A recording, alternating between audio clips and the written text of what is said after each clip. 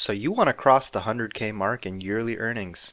That's an ambitious goal. I'm proud of you. Perhaps you come from humble beginnings and want to be the one who breaks the curse in your family. You want to put yourself in a position where you can secure a good future not only for yourself, but for the people that you love. You may have a philanthropic mindset, and being able to give back to the less fortunate is something that drives you in life. Maybe you just want to retire early and travel the world. Perhaps your idea of financial freedom doesn't revolve around expensive cars or 10,000 square feet of living space. I'm rooting for you. These are all beautiful things to aspire towards. I think at some point, everyone has that number in their mind. You ask yourself, what could making six figures do for my life? Today, I figured we dive in and discuss. If you break it down step by step, you come to realize it's a lot easier than you think. You just have to get to work. So we start off by looking in to see how we can commit to a field that will provide you a good return on investment. For our purposes, we're going to set a figure between 65 to 70,000 in yearly earnings. I think that's a sweet spot for a lot of people that enter the workforce and start off in that range. And I think it's very reasonable. Step one is making sure your main source of income can put you in the 65 to 70K range. Don't worry, I'm not telling you to get a career in tech. You can. It's not a bad idea.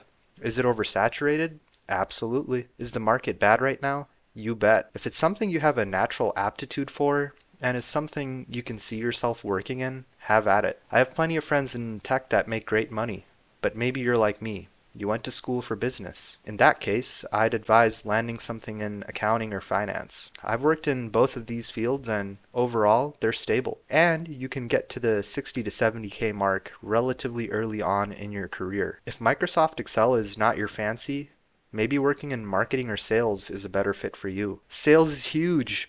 I think learning how sales works is a great skill that will translate into other parts of your life. Personally, I got friends making bank in sales, especially tech sales. Think of a time you sold something and made a good profit. You feel this adrenaline rush. It's fantastic. A fellow FPS YouTuber by the name of BizPath has some great insight on how he turned his life around with sales.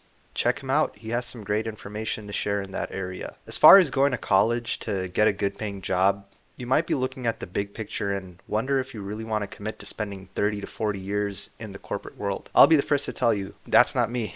Well, someone once told me, your degree is where you start, not where you end.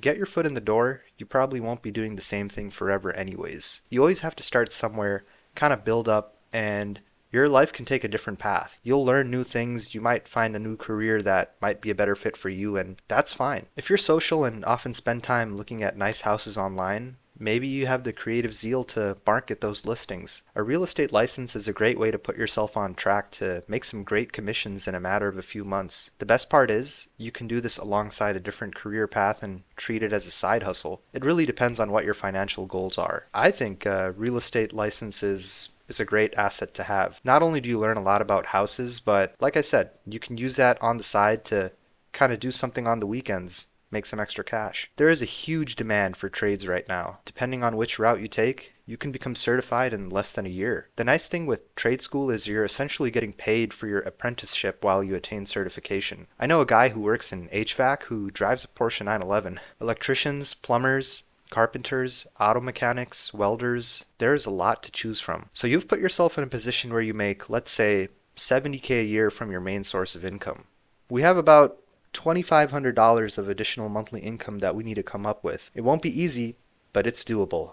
And you might just have some luck based on some of the things we have left to discuss here. The next point is a great supplement to what I just mentioned regarding trades. Become a handyman. A handyman provides general repair and maintenance services around a home or building, handling tasks that don't require specialized trades. They tackle a wide range of jobs from minor fixes like leaky faucets to larger projects like drywall repair and furniture assembly. Essentially, they fill in the gaps where specialized contractors might not be needed. It doesn't need to be too complicated either. You can charge someone $50 to $60 to mount their TV on the wall for them. Have a go on Facebook Marketplace. You'd be surprised what some people are charging for minor things like working around the house or cutting someone's lawn. Shoveling and providing power washing for someone's driveway can also stack up quick. Oil changes, washing someone's car for them. There's a lot out there to experiment with. So maybe you don't want to get your hands dirty. You might want to look into Uber or DoorDash. I went to school in Chicago and would go online after classes to make a few bucks throughout the week. It's a big plus point for you if you live in a big city. A close friend of mine did DoorDash on his bicycle. Take advantage of something like that if you can, since your gas expenses and wear and tear are the biggest obstacle when it comes to this one. Also, consider working with individuals for pick and drop, towing, or moving assistance. People are busy, and if they can fit you into their schedule and you can provide a service to them, that's an opportunity right there. You can easily make between $100 to $150 a day if you help someone drive or move their furniture from one place to another. So I love cats. I've had 5 in my lifetime. The worst part is when you have to cut their nails or try to keep them clean and tidy.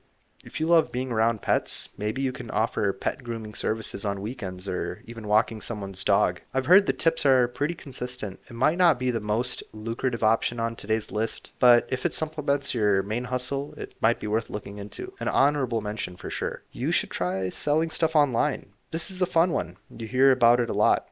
Used cars, luxury watches, candles, dessert catering, wholesale items, sneakers, used toys and books, a million different things. I could probably speak on this topic for hours on end. Find something you can sell on the side.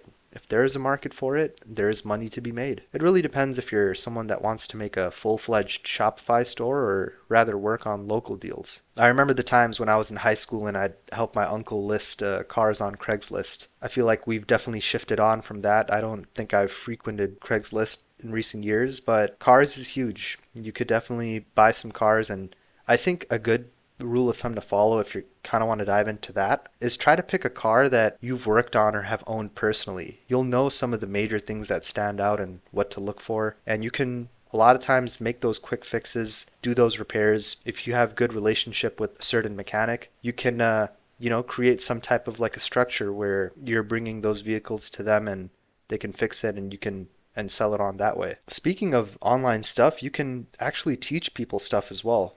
With the resources we have today, you actually don't have to be somewhere in person to offer tutoring services or guitar lessons. I've seen a big shift with this, especially when it comes to fitness coaching online. Maybe you can build a robust online counseling platform that helps others that have money to invest in stocks or whatnot. Once again, shout out to BizPath and also YLearn. I know they're killing it in that space right now. They're making good money on the side providing consult calls, and they have a certain area of expertise that they feel like they can share and teach others, and you got to find that for yourself. What's something that you're passionate about that you feel like you can teach others about or provide them mentorship on? Covering some of these points, I think the big one that we're seeing a lot in 2025 and honestly in years past is starting a YouTube channel. Start posting YouTube videos. Once you hit 100 subscribers and 4,000 watch hours in a year, you can apply for the YouTube Partner Program to earn ad revenue. Pick a niche that you enjoy talking about, or maybe you want a no-face, no-commentary channel. Once you get enough traction, it can be a great way to make money on the side.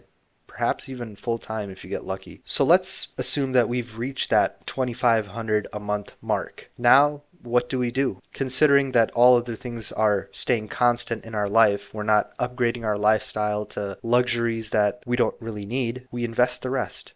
When you have all the rest figured out, look into investing. I want you to set aside money every month.